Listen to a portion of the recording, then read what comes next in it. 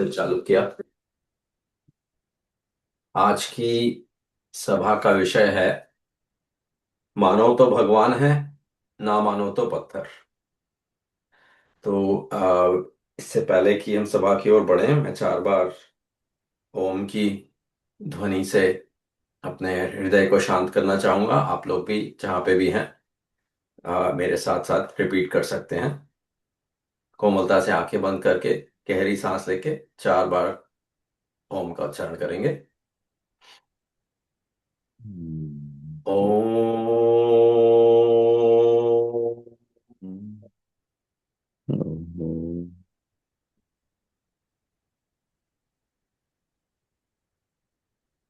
ओम।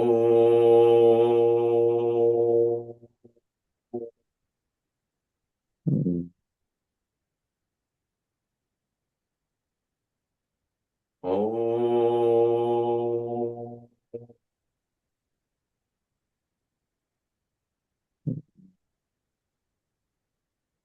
ओम।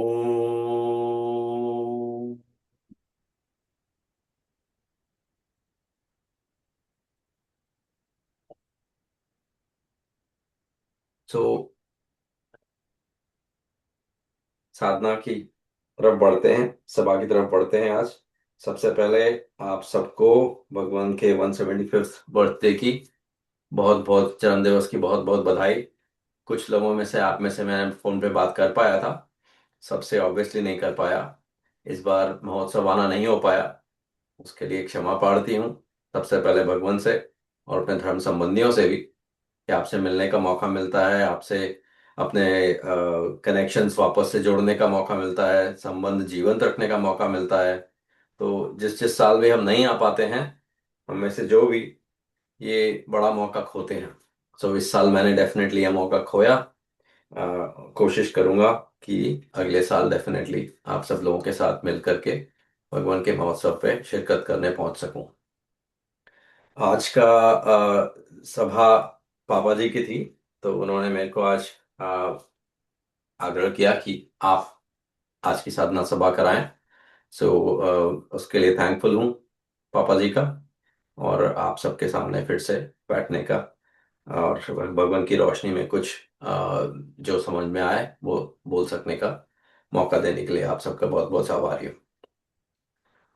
तो हम लोगों ने भी यहाँ पे महोत्सव की सभा की, मनीषा अरोड़ा जी के घर में की थी। 40-45 लोग करीब आए, और सभा का विषय यही रखा था मैंने वहाँ पे भी। और मेरे माध्यम से 15-20 मिनट, आधा घंटा वहाँ पे भी चर्चा हुई इस बात पे कि मानो तो भगवान है। तो उसी टॉपिक को और वहीं से चालू करके मैं और आगे बढ़ा रहा हूँ। तो हिंदू समाज में, इंडिया में जैसे हम देखें तो भगवान जिनको माने या भगवान के रूप में जैसे हैं, ऐसे लोगों की कोई कमी नहीं है। बहुत सारे हैं, बहुत सारे गुरु हैं, संत हैं, साधु हैं, देवी देवता हैं, भगवान हैं। बहुत सारे लोगों को भगवान की जो है उपाधि दी हुई है। तो और वैसे भी देवी देवता भी, यदि हिंदू उससे देखें, अपनी लिनियज से देखें, तो हम लोग ज्यादातर, हम में से मेरे ख्याल से हिंदू लिनियज से आए हैं। तो 33 करोड़ देवी देवता वहां पे कहते हैं अपने जो, जैसे कि ग्रंथों में बताया गया है, लिखा गया है, जैसी मान्यता है। तो इतने सारे देवी देवता हैं, उसके बावजूद हमें एक और भगवान यहाँ लाने की क्या जरूरत है? भगवान देवात्मा जो हम बोल रहे हैं, तो एक और इंसान को जो जो यहाँ पे धरती में हम सब लोगों के बीच में, हमसे पहले जिनका अवतरण हुआ, जो यहाँ पे थे, उनको भगवान की उपाधि देने की क्या जरूरत है? कितने सारे भगवान हैं, कितने सारे संत हैं, कितने सारे साधु हैं। तो उस संबंध में मैं थोड़ा सा ध्यान अपना उस तरफ ले जाना चाहूंगा, आप सबका भी, कि मैंने भगवान में क्या देखा, और मैंने अपनी भगवान से अपनी जिंदगी में क्या परिवर्तन देखे हैं, और क्या मैंने पाया है भगवान से, जिसके कारण मैं हक से कह सकता हूं कि भगवान को भगवान की उपाधि सूट करती है। तो जैसे मैं कह रहा था, इंडिया में कमी नहीं है। कहते हैं इंडिया में तो कहना भी है, जितने कंकर उतने शंकर। मतलब कि जैसे कि सब तरफ कंकर पत्थर बिखरे बिखरे पड़े हैं, इंडिया में तो इतनी आध्यात्म इतना बड़ा हुआ है कि जितने आप कंकर गिनोगे उतने ही आपको शंकर, शंकर भगवान जैसे की बात हो रही है, आपको उतने साधु संत, उतने आपको यहाँ महात्मा, उतने आपको यहाँ भगवान मिल जाएंगे। तो इस सब के बावजूद भी जो हमें हमें भगवान मिले हैं, जो लॉटरी हमें लगी है, ध्यान उस पे दें कि गुरु मिलना अपने आप में बहुत बड़ा सौभाग्य है। आपको गुरु मिले, सही गुरु मिले जो आपकी सही राह प्रशस्त कर सके, जो आपको सही राह दिखा सके, आपको आपके आत्मा का भला कर सके, आपकी आत्मा का बल बढ़ा सके, आपको आपका जीवन लक्ष्य दिखा सके। आपके लिए सही गुरु, सही भगवान वही है। तो ये जरूरी नहीं कि जिस एक भगवान के पीछे दुनिया दौड़ रही हो वो आपके लिए सही हो। इंग्लिश में यहाँ पे एक कहते हैं कि when the student is ready the master will appear। कि जब भी शिक्षार्थी जो है वो तैयार होता है अंदर से, तो शिक्षक उसके सामने अपने आप आ जाता है। तो हम सब इस मामले में बड़े खुशनसीब हैं कि हम सब रेडी थे। और कई मायनों में तो हमें ये विरासत में मिला है, यानी कि हमसे पहले हमारे पूर्वज रेडी थे भगवान की शिक्षाओं का ग्रहण करने के लिए, कि जिनमें वो जो है कहते हैं कि फर्टाइल सॉइल थी, ऐसी अच्छी भूमि थी उनके हृदय में कि जिसमें भगवान की शिक्षाओं का बीज पनप सकता था। तो जो पहली बार जुड़े हैं भगवान से, वो तो बहुत बधाई के पात्र हैं डेफिनेटली। क्योंकि आप पहले हैं आपकी जनरेशन में, आपकी फैमिली में, आपकी लिनिएज में, कि जो तैयार हैं, जो अधिकारी आत्मा है, कि जिन पे भगवान का बीज शिक्षा के रूप में, शिक्षा का बीज जो है उगा है, प्रस्फुटित हुआ है, नई कोपलें डाली हैं, नया नए नई कोपलें निकली हैं। और हम में से कई जो हैं बड़े लकी हैं। मैं उनमें से एक गिनता हूं अपने आप को, कि रोचलानी परिवार में अब पांचवी पीढ़ी है जो भगवान के सामने आ चुकी है, भगवान के चरणों में। महोत्सव पे इस बार पापा जी के मेरे पड़ पोता वहां पे था। बाबा जी तो अब गुजर गए, उनका पड़ पड़ पोता होता। तो और आज सबका तो नाम नहीं देख रहा, मगर यहाँ पे और भी कई हैं मैं जानता हूँ। यहाँ पे शशि गोयल बहन जी हैं। कितने ही लोग हैं यहाँ पे जो कि जिनकी पहले की पीढ़ियां, जिनके पहले के पूर्वज अधिकारी आत्मा थे, जिन्हें कि जिनके जो भगवान से पहले जुड़ पाए, जो भगवान को भगवान के रूप में देख पाए, गुरु रूप में देख पाए, ग्रहण कर पाए। और हमें तो विरासत में मिल गया, हमें तो ऐसी लॉटरी लग गई। भगवान बोलते हैं, बचपन से बोल रहे थे भगवान भगवान भगवान, तो मैं भी भगवान भगवान भगवान, ठीक है। शुरू में पहले देव समाज के प्रभाव में जैसे चलता था तो वैसे समझता था कि भगवान बोल रहे हैं तो भगवान ही होंगे। पहले ये भी कहते थे कि भाई भगवान सबसे ऊपर हैं, उससे ऊपर कोई नहीं है। उसके आसपास जो हैं वो सब या तो उनसे नीचे हैं। मतलब इतना कड़वे शब्दों में भी नहीं, मगर अंदर दिल में जो भाव था वो यही था कि हम सबसे ऊपर हैं। हम जो हैं एक पेडेस्टल पे हैं, एक ऊंचाई पे हैं, एक पायदान पे हैं, सिर्फ इसलिए कि देव समाज में है, सिर्फ इसलिए कि हम भगवान के भक्त हैं। तो छोटा था, अब मैं तीसरी पीढ़ी हुआ भगवान के उसमें जुड़ा हुआ समझो। तो मैंने उस टाइम पे तो कोई क्वेश्चन किया नहीं। यहाँ पे अमेरिका आ रहा था उस टाइम पे, पापा ने कहा भाई सेवक बने बिना जाओगे नहीं। मैंने कहा जी। तो यहाँ अमेरिका आने के ठीक पहले जो है 2 हफ्ते पहले मेरे ख्याल से सेवकी की मैंने शपथ ली थी। और उसके पहले भी खैर समाज से जुड़ा ही हुआ था, भगवान के प्रभाव में तो तभी भी था। हमारे बाबा जी जो थे बैठ करके हर संडे सभा कराया करते थे, और हम देव शास्त्र पढ़ाया करते थे, 15 15 20 20 पन्ने, मुझ में देव जीवन का विकास, ऐसी बुक्स पढ़ा करते थे। तो कोई कोई प्रयत्न नहीं करना पड़ा, कोई जतन नहीं करना पड़ा, बैठे बिठाए जैसे जो है आपको सामने बना बनाया खाना मिल गया। और तब ऐसा लगता था कि इसमें बड़ी बात क्या है, तो सबके पास ही है। राइट, ये खाने से भरा हुआ ये बढ़िया सा थाल जो मेरे सामने है, ये तो सबके पास ही है। मगर अब जब मैं 54 ईयर्स का हो गया हूँ, अपनी लाइफ आधी गुजर गई, अब जो देखे, जो एक्सपीरियंसेस अपने देखे, उससे कई बातें रियलाइज कर रहा हूँ। तो अब तक भी जो मैंने बयान किया अपनी लाइफ के बारे में, उसमें से कुछ चीजें गलत थी, कुछ चीजें बहुत गलत थी, मगर अधिकारतः अधिकांशतः चीजें बहुत अच्छी थी और बहुत सही थी। 90% मैं करीब करीब मानूंगा, जो भी शिक्षा ग्रहण की थी भगवान की, जो भी अच्छे धर्म संबंधी मिले थे, जो भी अपना जो है आठ मोटे जैसे कहते हैं, अवगुणों से, पापों से, जो भी आप कहना चाहें, समझना चाहें, उनसे बचा के बचा हुआ था। तो बहुत अच्छी बातें तो अच्छी थी डेफिनेटली, मगर भगवान को भगवान मानना, क्यों मानना चाहिए, ये मेरे को बाद में समझ में आया है। कि क्योंकि बचपन से ही जैसे गुट्टी पढ़ा दी ना कि देव, जैसे कि भगवान है, देवात्मा है, उनकी तो आत्मा ही अलग है, तो उनसे तो ऊपर कोई है ही नहीं, और अपन बड़े लकी हैं कि उनसे जुड़ गए हैं, तो ये तो हमारा अधिकार है एक तरह से। तो आदमी जो थोड़ा फूल जाता है। भाई किसी को भी जो है आप कहोगे, जैसे बच्चे स्कूल में जो है 50 बच्चे रहते हैं एक क्लास में, किसी एक को भी कह दो कि भाई तुम तो नंबर 1 हो, मॉनिटर बनने लायक हो तुम तो, अब वो हो या ना हो, उसके दिमाग में एक बार ये बीज बैठ गया कि मैं तो मॉनिटर बनने लायक हूँ, टीचर ने ये कह दिया, या जिसको मैं अच्छा समझता हूँ उसने ये कह दिया, तो वो तो ऐसे ही भूल जाता है।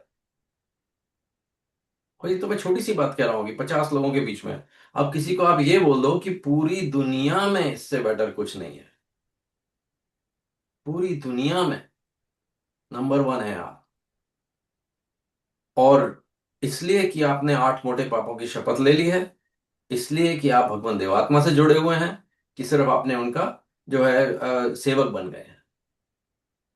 अब ये सच है या नहीं है, ये मेरे को अब धीरे धीरे समझ में आ रहा है, इतना आधी उम्र गुजर जाने के बाद। मैं उस समय की बात कर रहा हूँ जब मैं स्टूडेंट था, जब मैं कॉलेज में था, जब मैं नया नया यहाँ पे जॉब कर रहा था। समझो 20 30 साल तक की उम्र, 35 तक की साल, तब तक होश हवास नहीं थी।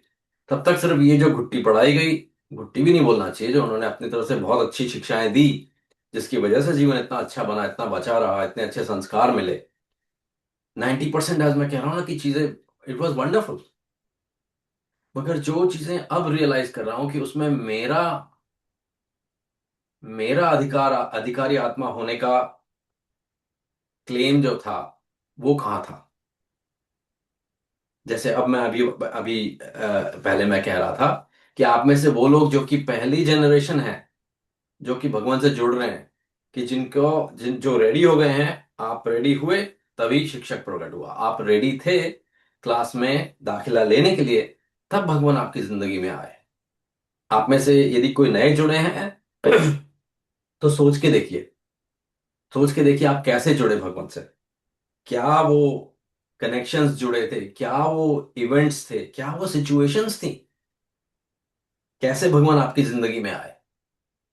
आप रियलाइज करेंगे कि वो एक मिनी मिरेकल टाइप ही था, मिनी मिरेकल टाइप ही था। कई बार ऐसा भी होता है कि चीज बगल में रहती मगर हमें उसकी कोई कदर नहीं रहती, और कदर तब होती है जब कुछ कुछ चेंज होता है, कुछ शिफ्ट होता है, कुछ दिमाग में लगती है बात, बल्ब जलता है इमीडिएटली। अंजू यहाँ पे बैठी है, प्यारी छोटी बच्ची थी हम लोगों के सामने, पड़ोसी थी हमारी,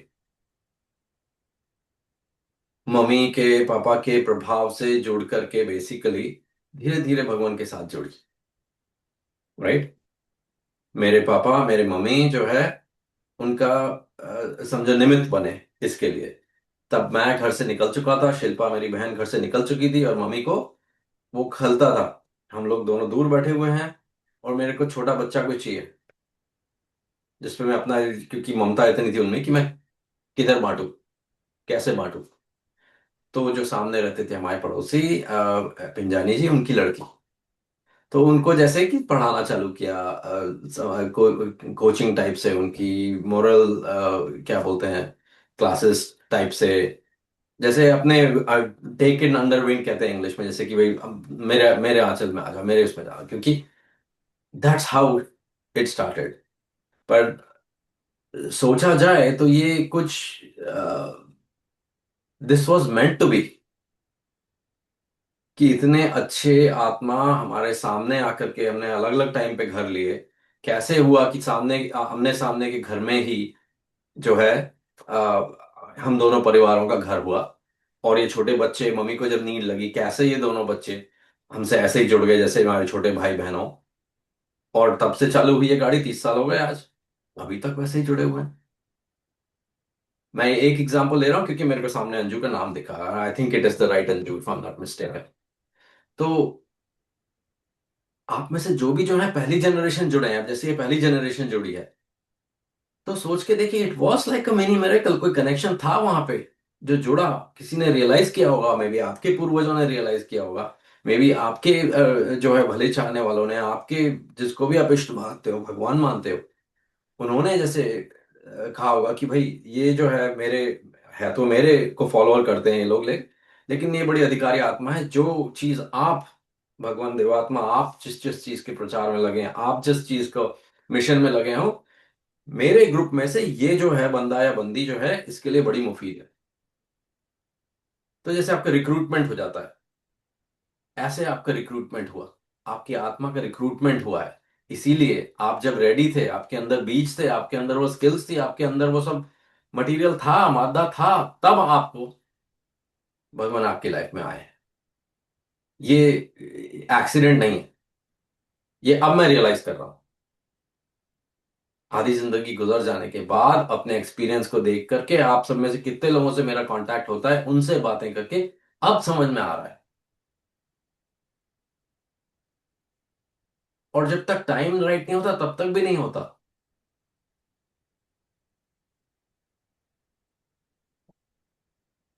यहीं पे मेरे को अभी आई थिंक मोती भैया का नाम दिख रहा था, वो भी ऐसी फैमिली है, हम में से कब से जुड़े, बचपन से जुड़े हुए हैं, फैमिली रिलेशन है एक्चुअली।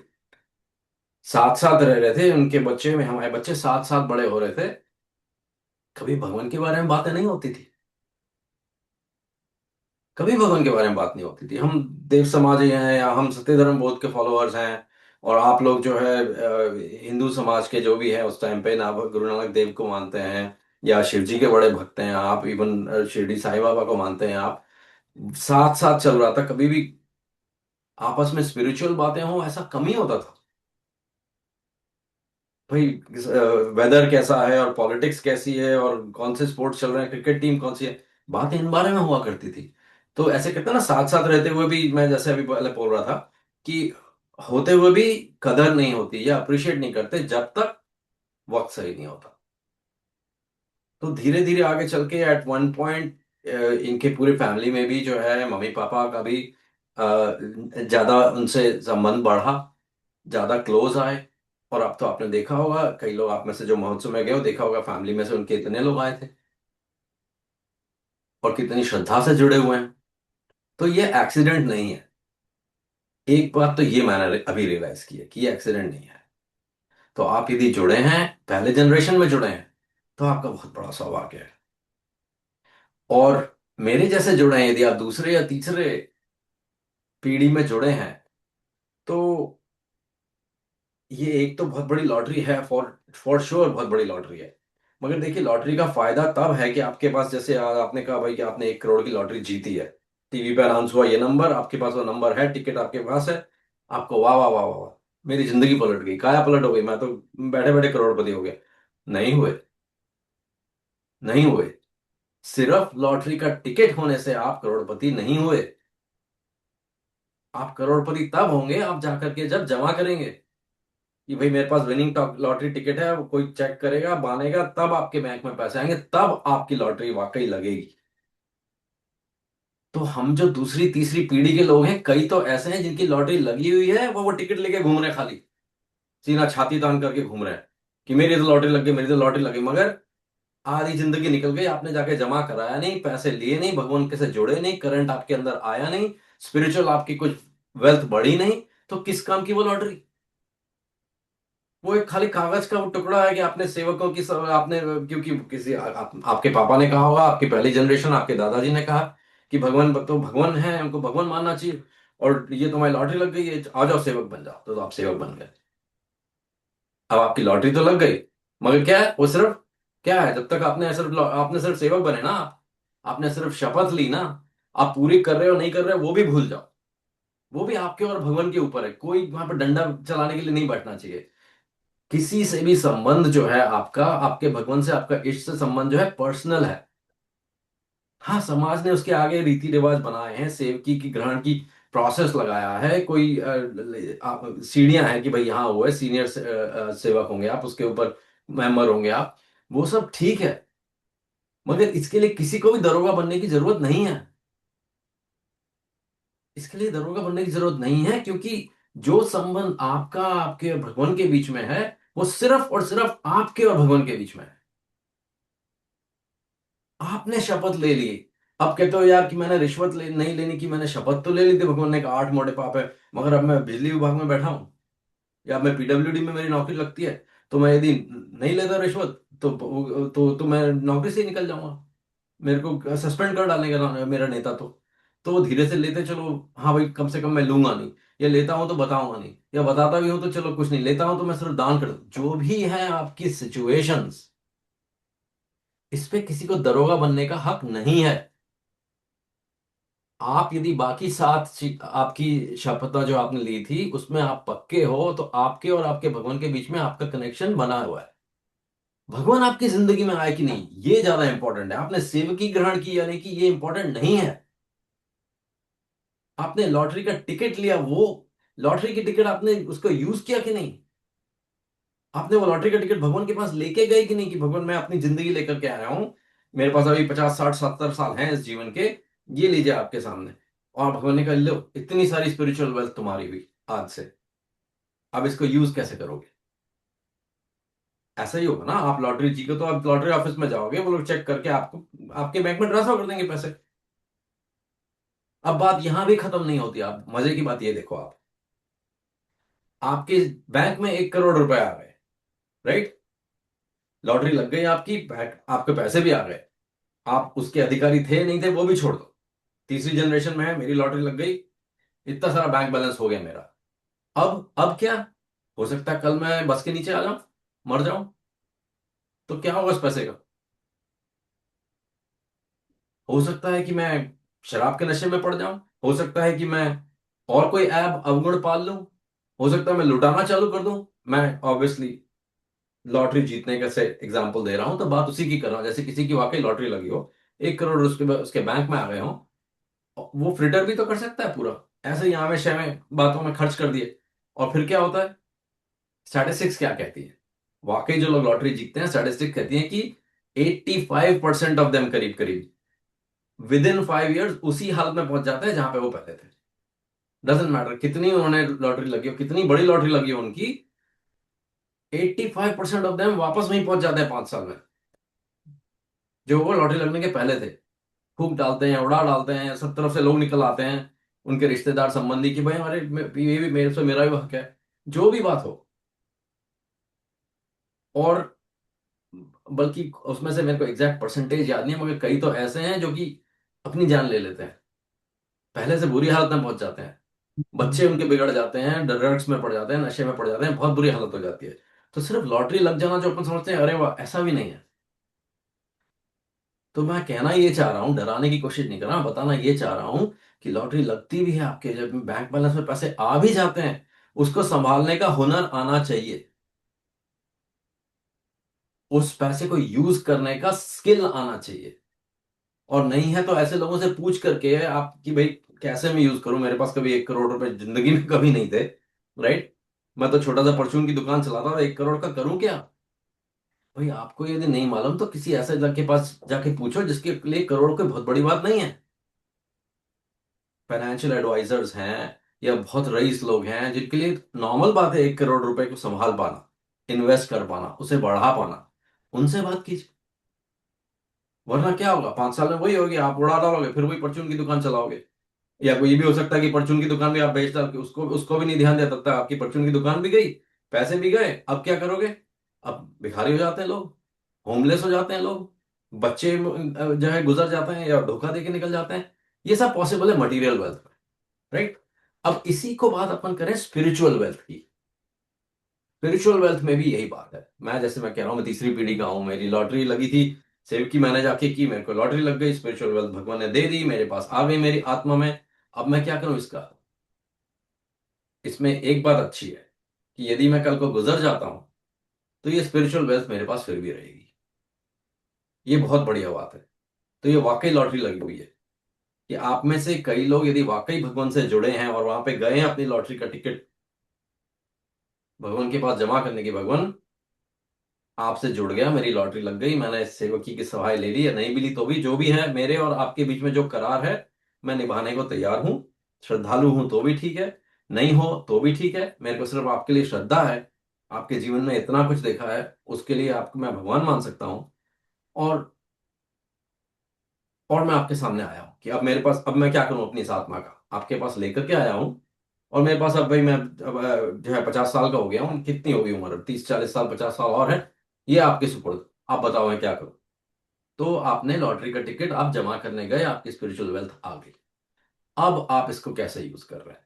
तो वही एनालॉजी चलती है, वही एग्जांपल जो दिया पहले वाला चलता है कि यदि आपको मालूम नहीं कि एकदम से स्पिरिचुअल वेल्थ अच्छी मिल जाती है, तो कुछ लोग क्या करते हैं, जैसे वहां पे था आया अवगुण में पड़ गए, राइट? कि अब मेरे पास पैसे आ गया, मेरे को सलाम ठोको, राइट? लोग, आप भी वही कर सकते हैं। हम लोग स्पिरिचुअल वेल्थ एकदम से आ जाती है तो लोग ऐसी फन्ने खा बन के घूमने चालू कर देते हैं।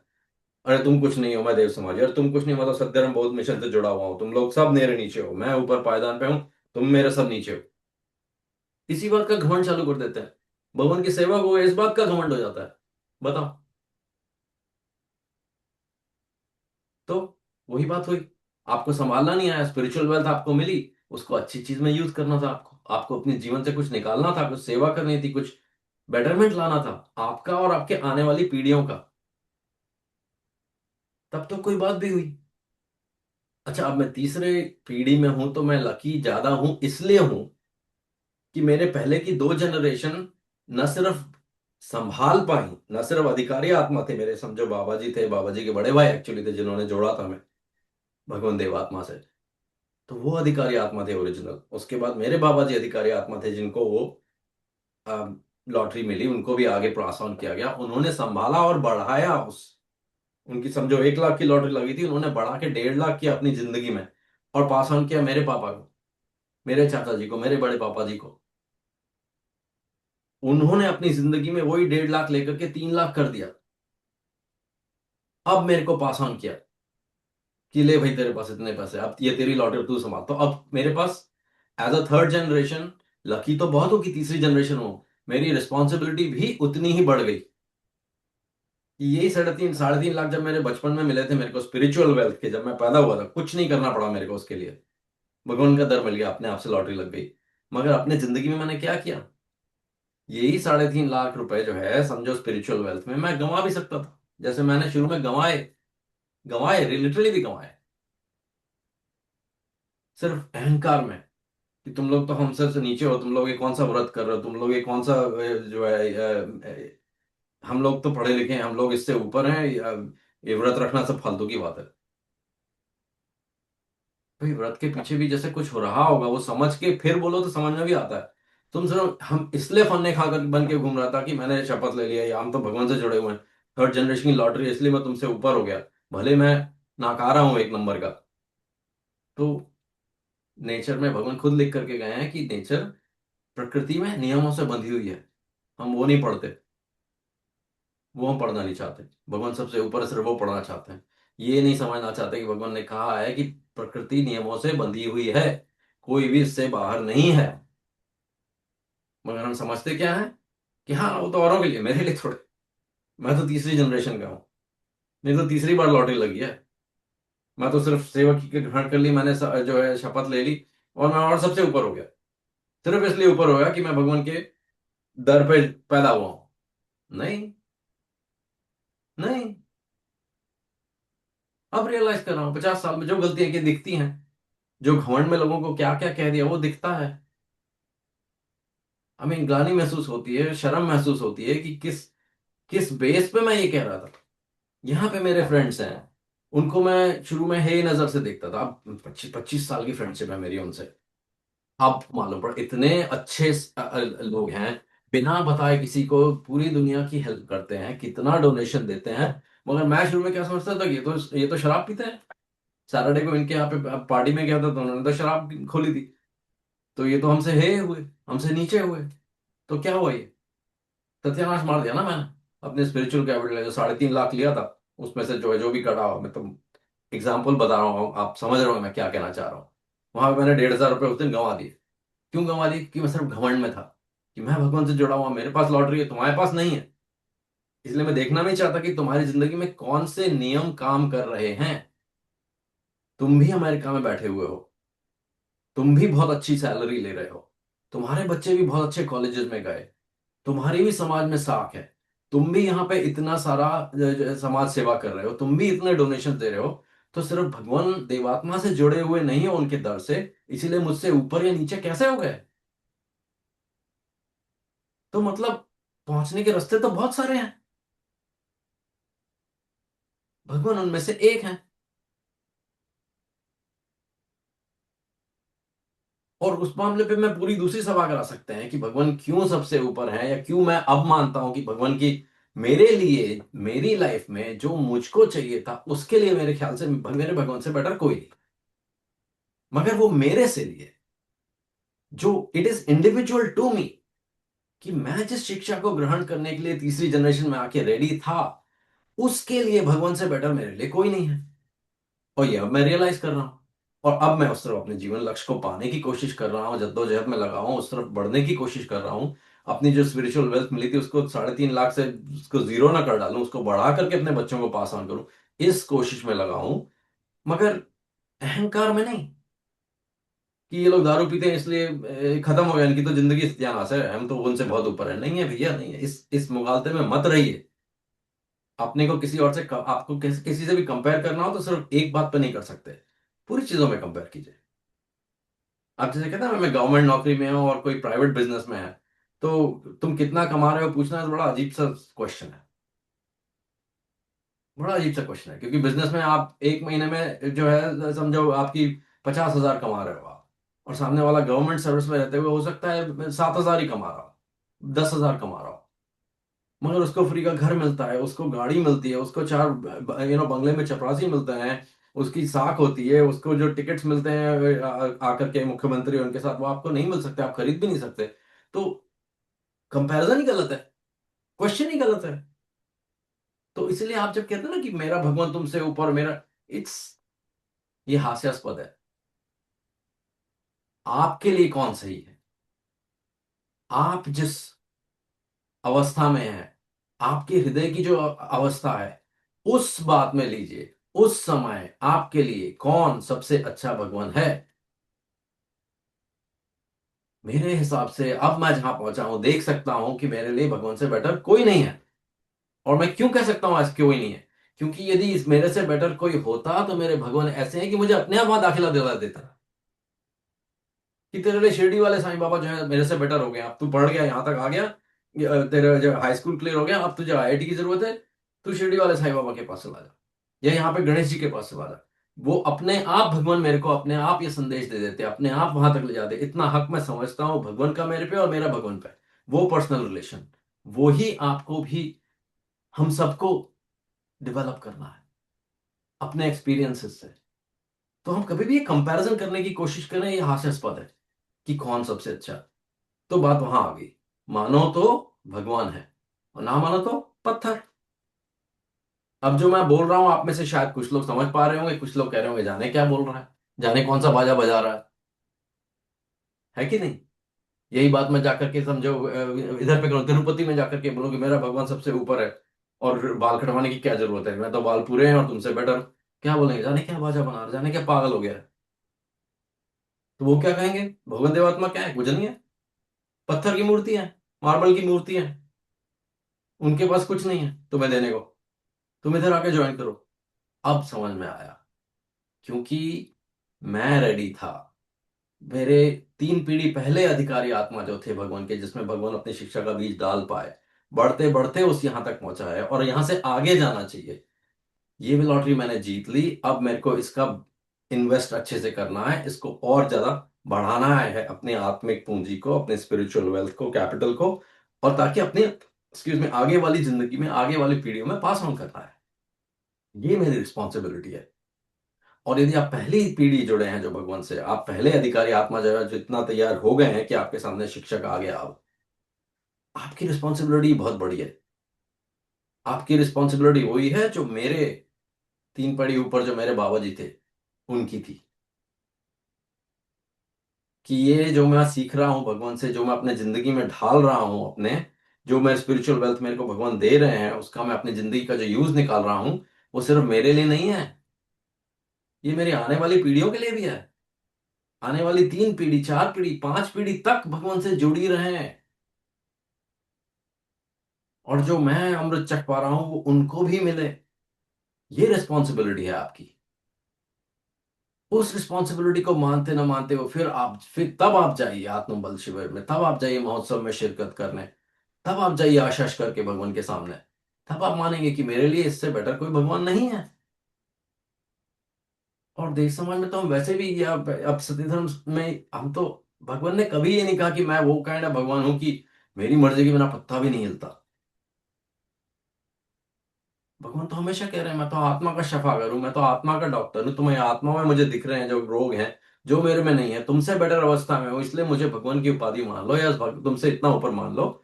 आकर के जोड़ो तो तुम्हें ठीक कर सकता हूँ, मैं दवाई दे सकता हूँ कि तुम अभी ठीक हो जाएगा, प्लस आत्मिक जीवन भी सुधर जाएगा। न सिर्फ शरीर सुधर जाएगा, न सिर्फ तुम्हारा धंधा सुधर जाएगा, न सिर्फ तुम्हारा जॉब ठीक हो जाएगा, न सिर्फ तुम्हारे संबंध सुधर जाएंगे, यहीं रहते हुए जिंदगी तुम्हारी स्वर्ग न हो जाएगी, उसके आगे भी, जिंदगी के साथ भी और जिंदगी के बाद भी। तो यदि ऐसा वंडरफुल हमको शिक्षक मिला है, भगवान मिला है, जिससे जुड़ने का सौभाग्य मिला है, जैसे जिस दर पे हम, इतनी खुशकिस्मती है कि हम ऐसा दर हमें मिला है, तो हमें वाकई अवश्य जाना चाहिए, हमें वाकई नतमस्तक होकर के, साष्टांग दंडवत करके जो है प्रणाम करना चाहिए भगवान को, कि आप हैं, आप ही हैं जो 175th बर्थडे हो गया, आप सोचो, शरीर त्याग दिया उसके बाद भी अपने मिशन पे कायम है, परलोक से भी हमारे लिए चिंतित हैं, हमारी आत्माओं के भले में लगे हुए हैं, उत्थान में लगे हुए हैं। और ये दोनों तरफ से है कि भगवान लगे हुए हैं, और हम इतने अधिकारी आत्मा थे, इतने रेडी थे कि भगवान हमारी जिंदगी में आ पाए। एट दिस पॉइंट भगवान से बेटर हमारे लिए कोई नहीं। जैसे कहता है ना कि भाई आप पढ़ लिए हाई स्कूल तक, उसके बाद आपको एडमिशन मिल जाता है आईआईटी में। और मैं ये भी नहीं कह रहा कि आई भगवान आईआईटी है और सब और नहीं है, ऐसा उल्टा मतलब मत निकालिएगा। हो सकता है ये सिर्फ आईआईटी है, आईआईटी में पढ़ लिया, इंजीनियरिंग में पढ़ लिया, उसके बाद आपको पीएचडी करनी है, और पीएचडी भगवान के पास नहीं है। इसीलिए मैं कह रहा था भगवान मेरे लिए सबसे मुफीद इसीलिए है कि उनसे बेटर कुछ होगा तो भगवान रोकेंगे नहीं। भगवान खुद जाकर के, जैसे बच्चों को अपने खुद खुशी खुशी जाके नहीं दाखिला दिलाते हैं लोग, मेरा बच्चा इंजीनियरिंग में घुस गया, चलो इंजीनियरिंग में इसको छोड़ के आया, आईआईटी में जाके छोड़ करके आया। मेरे भगवान वैसे हैं कि वहां जाकर के कोई दिखेगा अपने से बड़ा कि भाई अनुराग अब तू से बड़ा हो गया है, या कि अब भाई जो तुम्हारा मैं जितना देने को था मेरे पास मैंने दे दिया, इससे ऊपर के लिए तू रेडी है, तो खुद अपने आप जाकर के ले जाएंगे भगवान, वहां दाखिला दिला देंगे मेरे को। और यदि ऐसा करते भी हैं तो सोचिए, आपके भी यदि बच्चे होंगे छोटे, आपने उनको किंडरगार्टन में डाला, आपने उनको एलिमेंट्री स्कूल में डाला, प्राइमरी स्कूल में डाला, हाई स्कूल में डाला, इंजीनियरिंग कॉलेज में डाला, उसके बाद पीएचडी में डाला कि नहीं, और वो पिताजी किसको मानेगा? इतने सारे शिक्षक मिले, ध्यान किसका रख, शुरू में तो ओरिजिनल तो आपका ही हुआ ना। ओरिजिनल जो कनेक्शन था, जो संबंध था मेरे भगवान थे, जिसकी वजह से मेरी जिंदगी में इतनी अच्छी चीजें हुई, वो तो भगवान ही थे। तो मैं तो मानूंगा ही भगवान, कैसे नहीं मानूंगा, मानूंगा क्या, मानो तो भगवान है, और ना मानो तो पत्थर। सो समय हो चला है, और बातें भी इस पे टॉपिक पे हो सकती थी, जब भी मेरे को आ रहा है ध्यान में, मगर आई थिंक अब यहीं पे वाणी को विराम देना चाहिए। और होपफुली मैं कुछ जो भी बोल पाया आपके जीवन में कुछ अच्छा परिवर्तन, हमारे सबके जीवन में कुछ अच्छा परिवर्तन ला सके, और भगवान की देव बल, देव ज्योति हमारा राह प्रशस्त कर सके, हमें अंदर इतनी हिम्मत दे सके कि हमें जो ये लॉटरी लगी है उसको हम कैश कर सकें, और कैश करके उस स्पिरिचुअल वेल्थ को भला कर सकें, उसको बढ़ा सकें, अपने से आगे वाली जनरेशन को जोड़ सकें, उनको ज्यादा से ज्यादा भगवान के प्रभावों में आगे दिखा सकें, और दिखाएं भी असली पर्सनल कनेक्शन से। जैसे भगवान से कनेक्शन जो है पर्सनल है, सिर्फ शपथ ले ली और सेवकी ग्रहण कर ली, और जो मैंने अपने प्रतिज्ञा कर ली और प्रतिज्ञा से बंधे हुए हैं, ये नहीं। भगवान से पर्सनल कनेक्शन है, जैसे मेरा है, जैसे आपका है, जैसे मैं अपने बच्चों में डालूंगा, वो पर्सनल कनेक्शन डेवलप करने की जरूरत है भगवान के साथ हम सबको। और सेवकी और शपथ ग्रहण और प्रतिज्ञा, ये तो बहुत अच्छी चीजें हैं। ये आपको जो है एक फ्रेमवर्क देती है जिसके अंदर आप बात कर सकते हैं, जिसके अंदर आप ऑपरेट कर सकते हैं। मगर सिर्फ वो प्रतिज्ञा ग्रहण करके, सिर्फ वो जो है मेन बात करके, सिर्फ रिचुअल ना मान ले उसको, सिर्फ रिचुअल करके बैठ जाएंगे तो फिर वही हो कि लॉटरी की टिकट है आपके पास मगर आपने उसको कैश नहीं किया। तो यही यही कह करके मैं अपने वाणी को विराम दूंगा।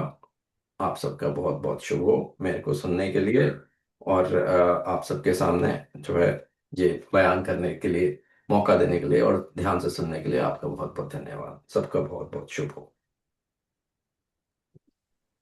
बहुत बहुत धन्यवाद श्रीमान जी, बहुत बहुत धन्यवाद। बहुत सुंदर उद्बोधन, बहुत प्यारा उद्बोधन, आत्माओं को हिलाने वाला, आत्माओं